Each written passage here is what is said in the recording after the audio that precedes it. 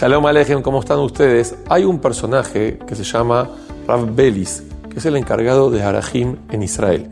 En una ocasión fue invitado por una persona que colaboraba muy fuerte con Arajim para que él esté presente en el casamiento de su hija.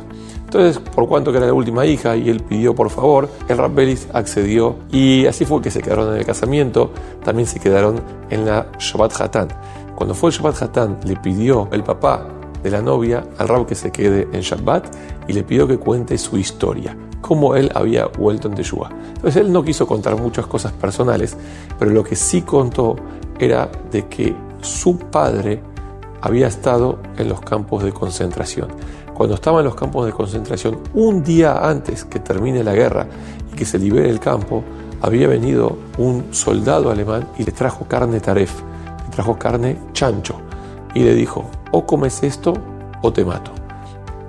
Imagínense cómo sería para una persona que está a punto de salir en libertad, de repente tener ese desafío.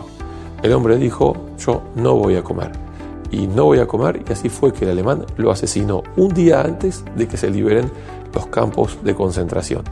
Esa historia fue un impacto muy grande para las personas que estaban ahí, y ellos contaron la historia de esta persona. Con el correr del tiempo, el hijo de esta persona se alejó muchísimo del camino de la Torá, y hasta una vez estaba él en la fila de una carnicería para ir a comprar carne que no era kasher. En ese momento a él le vino la imagen de su papá, el papá que había entregado la vida para no comer algo que no era kasher, y él pensó en su interior: ¿cómo es posible? Mi papá se dejó matar para no comer cuando podía salvar su vida, y yo estoy yendo a comprar con mi dinero y por mi propia voluntad esto. Dijo: esto no puede ser así, no es correcto que yo lo haga. Inmediatamente se corrió de la fila y ahí empezó el camino de la Teshuvah, y ahí se empezó a acercar, y desde ahí en adelante él se acercó a Arajim, entró en un Shabbatón y de a poquito empezó a volver en Teshuvah día a día, hasta el punto que logró salvarse y Baruch Hashem volver en Teshuvah, y hoy en día 40 años que ya está dedicado a este camino que era de la Teshuvah. En esa ocasión, cuando él contó esa historia, habían dos personas que lo habían conocido a su padre. Uno era vecino de su pueblo y otro era una persona que lo había conocido también en los campos de concentración.